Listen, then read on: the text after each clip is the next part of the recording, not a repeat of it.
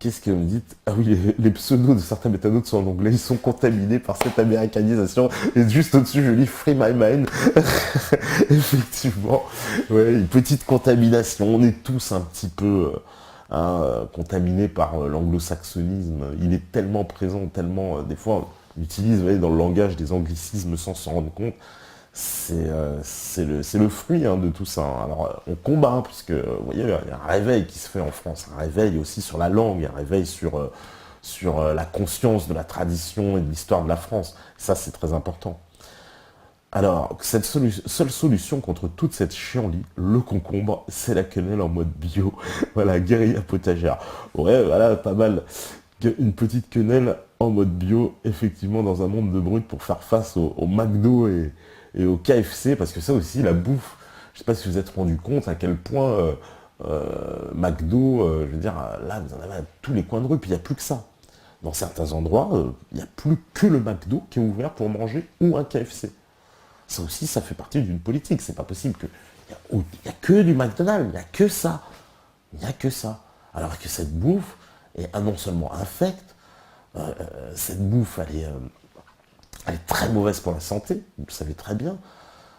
Et pourtant, ça continue, personne ne se lève, il n'y a pas vraiment de lobby anti-McDo, par José Bové qui nous a fait rire quand il a voulu casser un McDonald's. Puis aujourd'hui, il prend des subsides de l'Union européenne et puis il ne se lève pas contre toutes les mesures qui sont adoptées pour, voilà, on accepte les OGM et vous en mangez déjà, mais ils veulent les faire passer dans l'agriculture à grande échelle, comme ils l'ont fait en Inde, comme ils l'ont fait dans tous les pays d'Afrique, comme ils l'ont fait partout où ils sont passés. Monsanto est à la manœuvre. Et c'est pas José Bové, qui est pourtant, il me semble, le président d'une commission de l'agriculture au Parlement européen, qui s'oppose à ça. Ah, ouais, fait beaucoup de bruit à l'époque, ouais, avec ses moustaches, son machin, le cotel, le Larzac et tout. Bon. On a bien rigolé. Alors, seule solution. Ah non, non, de même, MacArthur qui enfonce le front nord-coréen et reçoit l'ordre de stopper. De même, Patton qui fonçait sur Berlin. De même, Hitler qui avait l'occasion d'écraser l'armée britannique à Dunkerque. De même, Brunswick à Valmy. De même, le retard de Grouchy à Waterloo. De même, le non-respect des ordres de Lee à Gettysburg. Derrière l'Amérique, c'est un cancer qui était à Londres, Amsterdam ou Venise et qui demain sera ailleurs, dans les Émirats américanophobes, sur la dépouille des États-Unis. Eh ben voilà. Oui, c'est vrai, tous ces faits de l'histoire, oui, c'est vrai, MacArthur qui enfonce le front nord-coréen et reçoit l'ordre de stopper. Oui, c'est vrai, ouais, ouais, oui.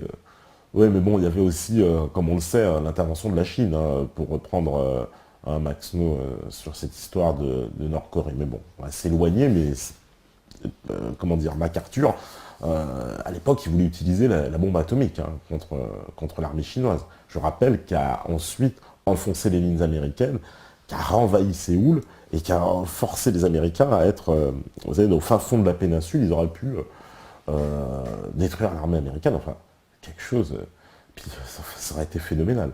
Mais bon, il y a toujours comme ça, effectivement, les faits de l'histoire, et effectivement, Hitler à Dunkerque, c'est vrai qu'on aurait pu anéantir l'armée britannique, etc., etc. C'est vrai. Alors, qu'est-ce que vous me dites? Alors, Tepa n'est qu'un souverainiste gabonais d'extrême droite cherchant à s'opposer à l'empire américain du bien divin. Ben voilà une belle définition. Alors, Ariel Sharon, je vais vous dire quelque chose de très clair. Ne vous inquiétez pas au sujet des pressions américaines sur Israël. Nous, les Juifs, contrôlons l'Amérique et les Américains le savent. Au moins, Ariel Sharon, il était franc. Voilà. Il était franc et les choses étaient claires. Je connaissais cette déclaration d'Ariel Sharon et évidemment, on voit bien que les intérêts d'Israël et puis comme il parle même, Obama parle d'alliance éternelle. On n'est même plus dans le domaine de la diplomatie, on est dans le domaine du divin, on est dans le domaine religieux, éternel. Comment pouvez-vous vous allier éternellement à un autre pays? Éternel. C'est du domaine religieux, ça n'existe pas. Donc forcément, oui, les Américains sont un peu en train aussi de se réveiller sur cette affaire.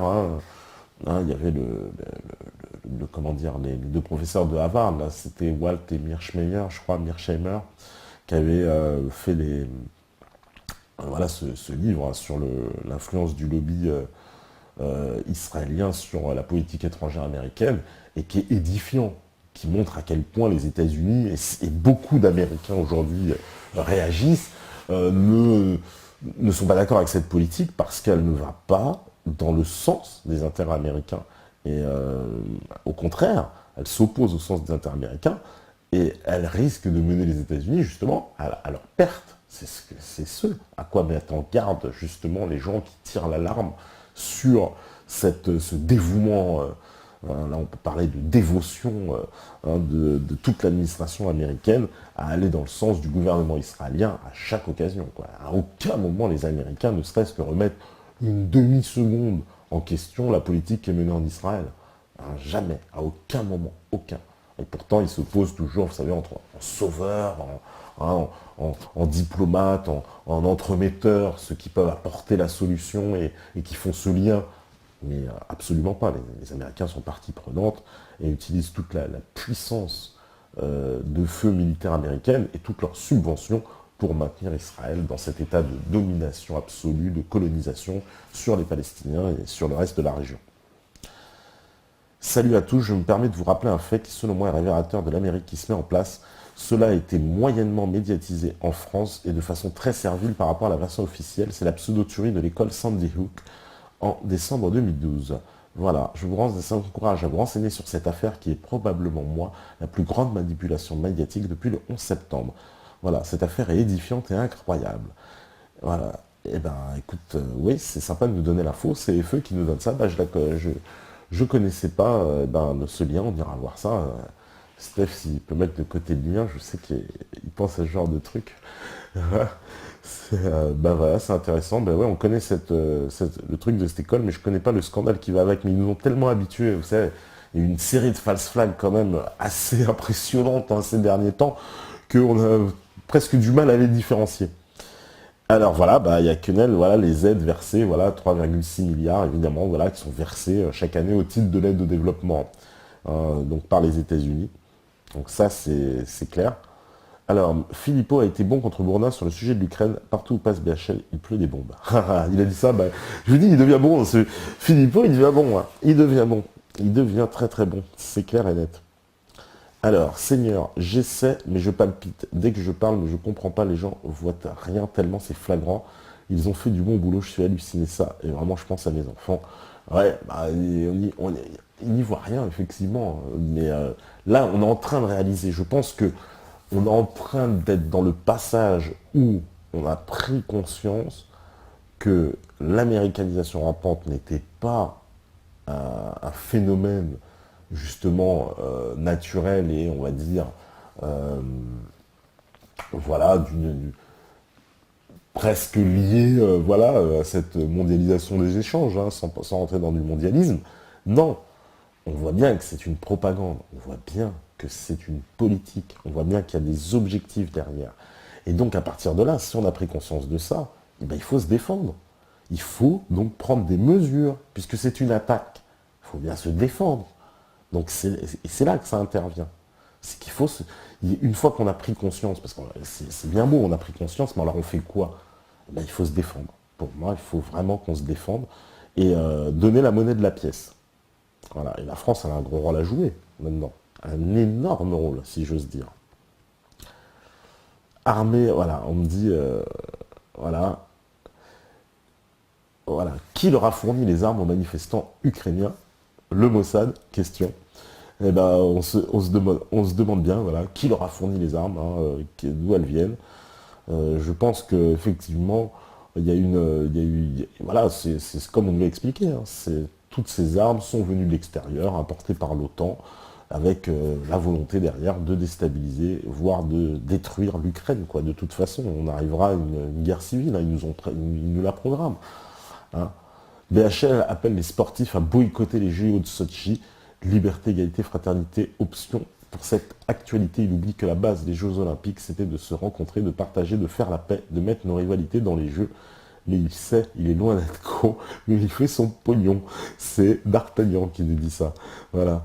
Et effectivement, ouais, il nous dit, il nous fait ton même cinéma. De toute façon, BHL, c'est exactement ça. Il est là pour ça. Il est là pour servir les intérêts d'une cause politique. et en même temps faire de l'argent, puisque à chaque fois il sort un film, il fait un livre sur le sang des morts libyens ou sur le sang des morts de Yougoslavie. Vous savez, son film, d'ailleurs, c'est des bides à chaque fois absolus qui sont présentés au Festival de Cannes. Il profite de son influence et de son réseau, mais ce sont des grands bides absolus. D'ailleurs, ils vendent quasiment plus de livres, vous savez, les VHL.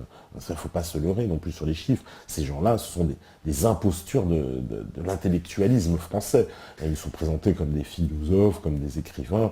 Pas du tout. Ce sont de millionnaires qui vivent de rentes d'entreprises qui ont exploité, comme pour le cas de BHL, l'Afrique en particulier, le Gabon justement, puisqu'il avait une entreprise de bois, il a fait fortune dans le bois, et il a géré la fortune que sa famille avait formée avec ces pays d'Afrique. Voilà. C'est pour ça qu'il est de gauche. Alors, il paraît que certains, alors qu'est-ce que j'ai dit? Il paraît que certains officiers d'Israël sont à côté des néo-nazis avec BHL en Ukraine. Toutes les armes utilisées par les révolutionnaires sont made in Israël. Mais ça ne m'étonnerait même pas qu'on apprenne, puisqu'à chaque fois, on voit bien que dans les coups fourrés, il y a toujours le Mossad quelque part. À chaque fois, en Tunisie, en Côte d'Ivoire, en Syrie, etc., au Qatar, à chaque fois, ils sont, voilà, et il ne serait pas étonnant qu'ils soient en Ukraine, mais absolument pas étonnant. Puis en plus, vous savez, le Mossad, ils se font partout, ils ont des passeports de toutes les nationalités, britanniques, français, américains, tout ce que vous voulez, donc ils n'ont aucun problème pour pouvoir infiltrer tous les pays du monde très très facilement. Voilà, ça bien sûr, ça n'inquiète personne. Alors, c'est tellement moderne d'utiliser un terme anglais par-ci par-là dans une phrase, on est tellement à la page. Et ouais, tu m'étonnes, mais des fois c'est la facilité, puis le terme anglais s'est imposé comme ça dans l'esprit. Alors, nous on essaye de traduire dans la mesure du possible, on a une volonté à chaque fois quand même qui est de traduire le terme pour ne pas se laisser s'accaparer ce terme-là. Mais voilà, forcément, oui, c'est pas toujours. Alors, qu'est-ce qu'il me dit? Je réitère pas, l'américanisation n'existe pas. Ce pays est tout jeune, il n'a pas de culture. Ce serait plutôt un nihilisme de culture européenne très riche versus un monde sans goût, sans style, une espèce de composite de plusieurs semblants de culture.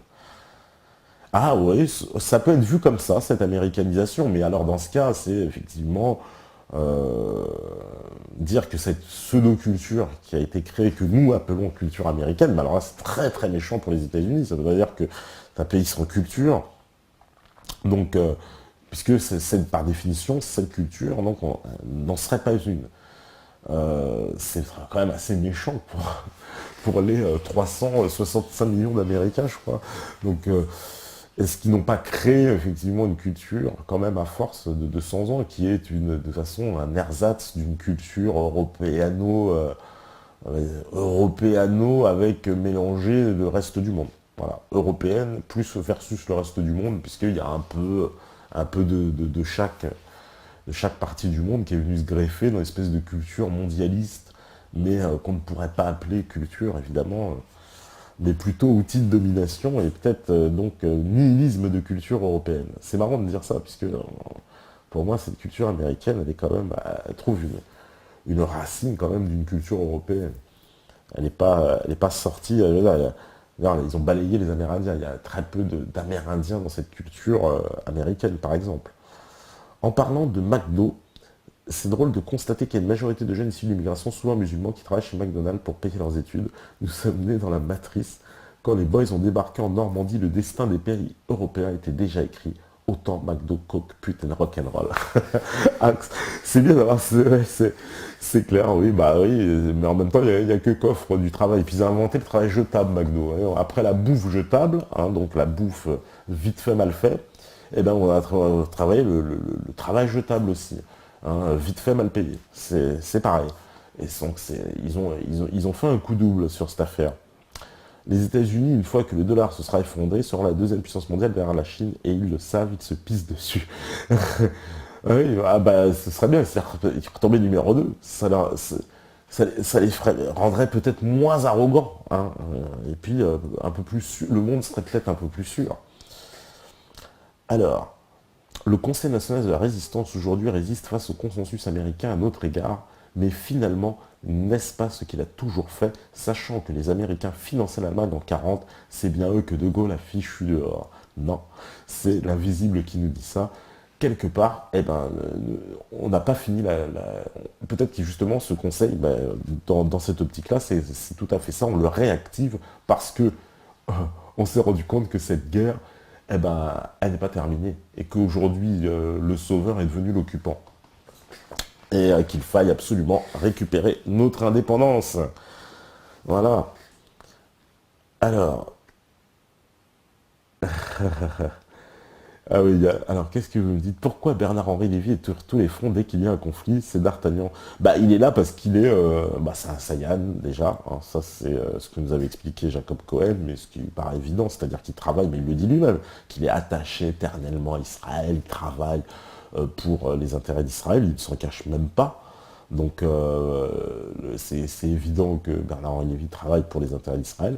Et évidemment, accessoirement, évidemment, il rend tous les services, bah, il profite des services de renseignement américains, etc., qui aussi participent à ces opérations. Donc il est là pour nous vendre le conflit, parce qu'aujourd'hui les conflits se gagnent sur les plans militaires, mais aussi on a une bataille médiatique, hein, une guerre de l'information, puisque la guerre se joue, puisqu'on peut perdre le conflit sur la bataille médiatique. Et donc sur ce front-là, on a Bernard-Henri Lévy qui est là, qui a la main sur les médias, de gens pour veiller à ce qui est dit sur les grands médias, et puis aussi à faire sa propagande, enfin la propagande qui est tenue par ses maîtres. Hein. Et donc ensuite, voilà, lui il fait accessoirement de l'argent, puisque, comme j'ai dit, il y a toute une exploitation commerciale qui est faite après, donc films, livres, etc. Donc il est des retombées, si j'ose dire, de quelques rétributions de ses productions, hein, puisqu'il n'y a pas de hasard. Alors là, on me dit, après un déplacement à Kiev, Bernard-Henri Lévy multiplie les interventions sur la crise qui secoue l'Ukraine, une omniprésence qui rappelle son activisme lors de la guerre en Libye. Voilà, tout à fait, c'est tout à fait ça. C'est toujours le même cinéma. Voilà, il est parti là-bas, et puis maintenant, il a l'occasion, si j'ose dire, de pouvoir aller comme il veut se balader, hein, dans les médias pour déverser son venin et sa haine, comme il avait fait pour la Libye, pour la Syrie, et à l'époque de la guerre en Yougoslavie, pour le Kosovo, c'était la même chose. C'était la même chose. Il était allé là-bas, ouais, et puis il était revenu, c'est le scandale, papa, machin, etc. Alors, Sa Sainteté Sainte Quenelle, dit Salut, ce soir je me suis pointé dans une réunion du FN, j'ai un roman à vous énoncer, mais aucunement l'envie de mettre à l'épreuve mon style épistolaire. Donc, si vous voulez en savoir plus, je suis sur Skype, désolé. Eh ben, pourquoi pas, ben, mon cher Sainteté, on pourra te prendre après sur Skype, si tu veux, en troisième partie d'émission, puisque l'émission va être en trois parties. En deuxième partie, on va accueillir Claudine tout à l'heure, Cogent, par téléphone, puisque l'américanisation, elle est partout, hein, et elle est même en Afrique, hein, puisque vous savez qu'en ce moment, ça bouge beaucoup du côté de la Côte d'Ivoire, et en particulier une guerre de succession, puisque le maître américain, vous savez, Alassane Dramane Ouattara, hein, l'homme qui est justement complètement lié aux intérêts américains, est malade, et donc il y a une succession entre ces deux lieutenants, Bakayoko et Soro. Et Soro ayant l'appui des rebelles, et Bakayoko l'adoubement de l'armée française. Donc vous voyez, ça se commence à se chicler maintenant entre les Français et les rebelles, amis d'hier, ennemis d'aujourd'hui. Et donc voilà, la situation mérite qu'on s'y intéresse d'un petit peu plus près, donc on va l'accueillir tout à l'heure par téléphone, et puis on reviendra, et pourquoi pas en troisième partie justement, Sa Sainteté Sainte Quenelle viendra nous expliquer l'UFN, parce que l'UFN, il y a plein de choses à dire en plus, on réexpliquera un petit peu ce que dit l'UPR sur l'UFN, nous aussi ça nous interpelle, voilà, donc eh ben, je vous dis à tout à l'heure, restez connectés sur MetaTV, de toute façon c'est la pause. Il y a des petites vidéos comme d'habitude. Et puis on revient juste après. À vous la régie. Voilà, de retour après cette petite américanisation des esprits, comme on nous l'a dit. Mais voilà, pour rigoler, pour voilà, montrer aussi que voilà, tout n'est pas pourri. Hein. Alors, il y a encore un espoir. Alors là, on attend, on va voir... Claudine Cogent qui sera avec nous dans quelques instants. On va faire un petit Skype, comme ça on va voir un petit peu cette influence aussi, puisque vous savez que la France est engagée dans un certain nombre de conflits en Afrique. Aujourd'hui, cette France-Afrique, elle est complètement aux mains de l'OTAN. Hein. On obéit complètement à leurs injonctions et à la stratégie, à l'agenda américain. Et nous servons de cheval de Troie, de, si j'ose dire, de capot pour l'OTAN, voilà, pour leur compte sur le continent africain. Puisque, comme vous le savez, nombreux pays africains ont énormément de matières premières, de ressources qui intéressent grandement les États-Unis, et il y a une concurrence qui s'exerce avec la Chine, et donc une volonté de bouter la Chine hors d'Afrique, et grâce évidemment à l'intervention de l'armée française dans ces pays, l'OTAN va essayer en tout cas d'aboutir à cet objectif, donc de chasser les Chinoises. Donc voilà, on a vu l'atomisation de la Libye, la scission du Soudan en deux pays, on voit cette intervention en Centrafrique, en Côte d'Ivoire, etc. La présence de nombreuses bases françaises, évidemment, vous savez, au Gabon, etc., au Tchad, intervention également au Mali. Voilà. Voilà la politique qui est menée en Afrique, et Claudine Cogent va nous expliquer dans quelques instants tout ce qui se passe. Alors, Claudine, est-ce que tu m'entends, Allô? Claudine? Allô? Ah, il me Ah, semble il qu'elle nous semble qu'elle entend ne pas. nous entend pas. Je sais pas. Je sais pas. Ah ouais, il y a un Ah ouais, problème il y a un parce que moi problème, parce je que moi n'entends je pas, n'entends pas, j'entends pas Claudine. j'entends pas Claudine. J'entends personne d'ailleurs, J'entends pour tout personne dire. d'ailleurs, pour tout dire. Normalement, je devrais au moins Normalement, je vous devrais entendre au moins vous et je entendre, ne l'entends et je ne pas. l'entends pas. Donc non, j'entends pas. Non, Je j'entends n'entends pas. pas Je Claudine. n'entends pas Claudine. Ah, il y a un Ah, problème. il Bon, y a un eh ben, problème. Bon, et ben ça va se régler. En attendant, on va la voir. Il y a un petit problème technique. Bon, bah ça va se régler. Euh, alors, qu'est-ce que vous m'avez dit sur le chat? Le plus dur, c'est d'éveiller les consciences et dans son entourage, surtout celle de sa famille ou de ses amis. La plupart sont lobotomisés. Ah, bah voilà, je crois qu'on a Claudine avec nous. Allô, Claudine? Oui, je suis là. Ah, bah voilà. Bonjour. Bonsoir. Voilà, ça y est, tu as l'antenne là.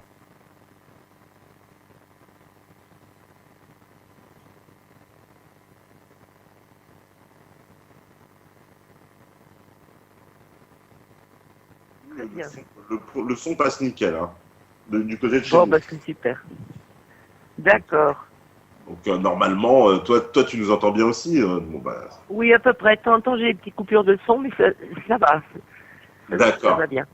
Alors, Alors, alors Claudine, justement, on était en train d'évoquer cette situation, ces interventions françaises, hein, en Côte d'Ivoire, au Mali, en Centrafrique, et puis il y a eu des rebondissements cette semaine parce qu'il y a on va dire, une espèce de guerre de succession en cours en Côte d'Ivoire, si j'ose dire. ça bouge beaucoup en ce moment. Ouattara s'est implanté, sans dire pourquoi. En réalité, soi-disant pour se faire opérer en urgence d'une sciatique. On l'a Voilà, su ouais. qu'après.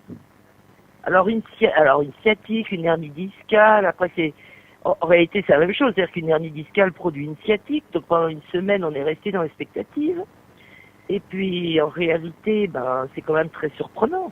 Une sciatique enfin je veux dire, un chef de l'État, il se fait pas opérer en urgence d'une sciatique, il porte un lombostar, il prend des morphiniques s'il faut, enfin pour en avoir eu, je sais ce que c'est. En fait, tu te fais pas opérer d'une sciatique en plein mandat, surtout au moment où tu tiens plus tes rebelles, quoi, qui cassent la baraque sur tout le territoire. Donc il y a un problème, quoi. Donc évidemment que les gens ont commencé à se bouger. Puis alors dimanche, il s'est passé un truc de fou, parce que je suis en lien avec la prison, mais aussi avec les gens de l'Ouest, avec les gens du Nord, tout le territoire. Et donc dimanche à 23h30, Ouais. devant le palais, des gens ont été paniqués parce qu'ils ont vu des véhicules français. Alors je sais pas encore si c'est des chars, mais je t'assure que on les a joints même au téléphone. Après ça sonnait pas, ça sonnait comme ça dans le vide tellement les gens ils s'étaient terrés, ils avaient pris leur voiture, ils se barraient et tout ça. C'était vraiment impressionnant. Et dans le même temps, il y a eu des tirs à Korogo donc là où se nichent les rebelles dans le nord, et puis à Boisquet surtout, là où il y a des grosses casernes de rebelles, quoi. Ouais, ouais. Donc, voilà, donc les officiers ont vérifié et tout, donc tu vois. Et bon, ça c'est l'aspect, comment, et on a vu donc que les Français, par exemple hier, ils ont été vus longtemps, et avant-hier aussi, avec des chars et cagoulés À à Cagoulé. Yopougon, À dans Yopougon. les quartiers populaires, D'accord. dans les carrefours. Je crois pas me tromper, hein. Franchement, vu la personne qui me l'a dit, je vois pas pourquoi elle me dirait tout pareil si c'était faux, quoi. Donc, Mhm. ce qui se passe, c'est on sent qu'il y a un mouvement qui est en train de se préparer. On a l'impression que Ouattara est malade d'autre chose. Il est tout à fait possible que ce soit le dos qui coince avec tout ce qu'il a fait. Le poids doit être lourd de massacre à porter. Mais il doit en avoir plein le dos, quoi. Ça, moi, je veux bien le croire là-dessus. C'est vrai que depuis déjà un bon moment, je voyais, quand il marche, il avait, tu vois, la jambe gauche qui boite. Sur les photos, ça se voit, il a l'épaule droite plus basse, signe qu'il y a quelque chose qui va pas quand même, quoi. Maintenant, il est possible aussi que quelque chose se soit passé lors de l'intervention ou que carrément on nous mente, parce que il me semble bien que pour Houphouët-Boigny, on a maintenu les gens longtemps dans l'ignorance, quoi. On leur a dit que des années après qu'il était mort déjà depuis 3 mois. Enfin, en tout cas, c'est ce qu'on dit, si tu veux. Donc, si tu veux, les gens, ils ont besoin de savoir, et c'est normal. Puis ce qu'on voit, d'un point de vue politique, c'est vraiment la guerre des chefs entre Soro et Ahmed Bakayoko. Il y a eu plusieurs réunions Ouais. entre ces deux-là. Alors, je pense que la France voudrait voir Ahmed prendre la succession, parce que, si tu veux, lui, il marche avec l'ONUCI. Donc, c'est moins... voilà, c'est pas les chiens de catégorie 4, en principe, quoi. Ouais. Et tandis que le Soro, lui, ben, il a les chiens de catégorie 4 avec lui, quoi, en somme. Pour faire simple, Ouais, en ouais. parlant des rebelles, tu vois. Et donc, la France préférerait certainement, pour ses intérêts, puisqu'elle se fout du reste, préférerait certainement avoir un Ahmed, hein. Moi, je pense que c'est ça, quoi. Sauf que, normalement, si jamais Ouattara ne peut pas reprendre ses fonctions de président, ou s'il est mort, alors à ce moment-là, normalement, selon leur constitution, c'est à Guillaume Soro de prendre le pouvoir, d'assurer l'intérim, quoi, tu vois. Intérim, ouais, d'accord. Oui, mais je crois pas que la France en ait envie, quoi. Parce que en plus, sa femme, donc Dominique Ouattara, elle était en France en plus récemment. Elle était. Ben oui, ben elle est restée à son chevet, elle interdit à tout le monde de voir son mari. Bon, il paraît qu'il y a un ministre, mais tu sais, eux, ils sont dans l'intox total, donc il y aurait un ministre qui aurait parlé au téléphone à Ouattara, il va très bien, c'est possible. Mais comme ces gens sont dans l'intox total, et l'ont toujours été, tu sais plus quand ils disent vrai, quoi, tu vois, donc ça panique, et donc elle, a priori, elle rentre seule, là, en Côte d'Ivoire, ces jours-ci. D'accord. Je sais pas si c'est pas demain, d'ailleurs, parce que tu sais, avec tout ça, on dort pas beaucoup la nuit, quoi, on a beaucoup à... mais je sais plus, j'ai vu passer ça, elle rentre demain, je crois, ou après-demain. Et puis le fils Et donc, de. c'est vrai, il faut juste savoir une chose, c'est qu'en fait, Dominique Ouattara, elle est au gouvernement depuis longtemps, puisqu'elle y était avec Houphouët-Boigny, tu vois. Après, Ouais. elle change de mari, elle a Ouattara. Donc, la femme de pouvoir, c'est elle, de toute façon. Donc, c'est vrai que nous, on la surveille de près, quoi, la française. Ouais, ouais, Et on complètement. ne sait pas ce que la France va faire, mais par contre, on a vu aussi qu'il y a des... Là, j'ai vu ça depuis dimanche. Attends, il y a des messages qui sont inhabituels, qui sont passés maintenant aux ressortissants français de la part de l'ambassade. C'est-à-dire de pas passer plus loin que la zone 4, du côté français, tu vois, pas passer le pont, là. Ah Des oui. choses comme ça, tu vois. On n'aime pas ça, quoi. Si tu veux, on sent bien qu'il y a quelque chose qui est en train de se passer. Et c'est étrange pour une sciatique, quoi. Je sais pas, mais à côté de ça, t'as Michel Gbagbo qui devait venir en France parce Ouais. qu'il a déposé plainte contre Guillaume Soro. Oui, oui, Donc, tout à fait. donc depuis déjà longtemps. Juillet 2012, je crois. Mais comment, avec sa mère qui était passée à TV5, c'était émouvant parce qu'il faut le faire, hein, déposer plainte contre un type comme ça. À l'époque, lui, Michel, était en prison.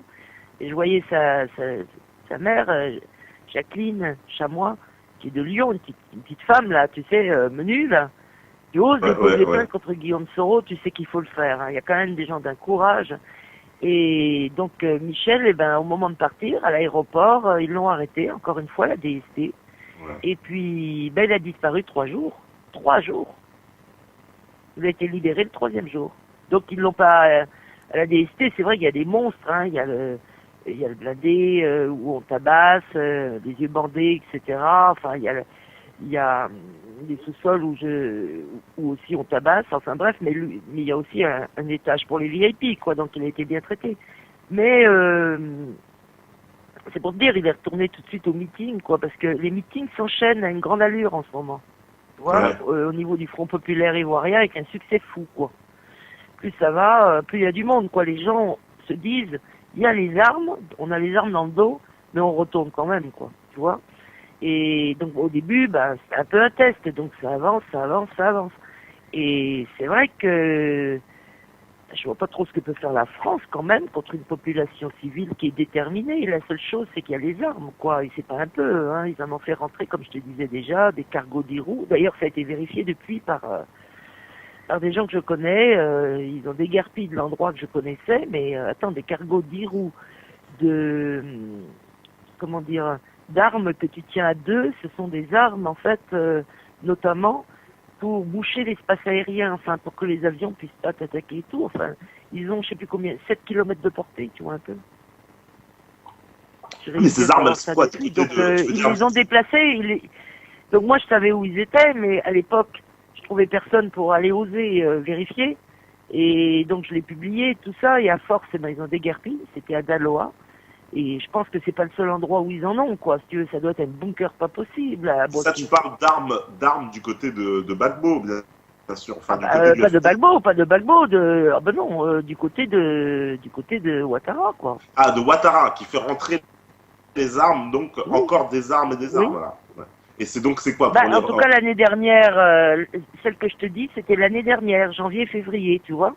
D'accord. Et voilà, donc il a des compagnies de combattants qui sont les kamikazes, c'est-à-dire qui vont en intervention comme ça il en a.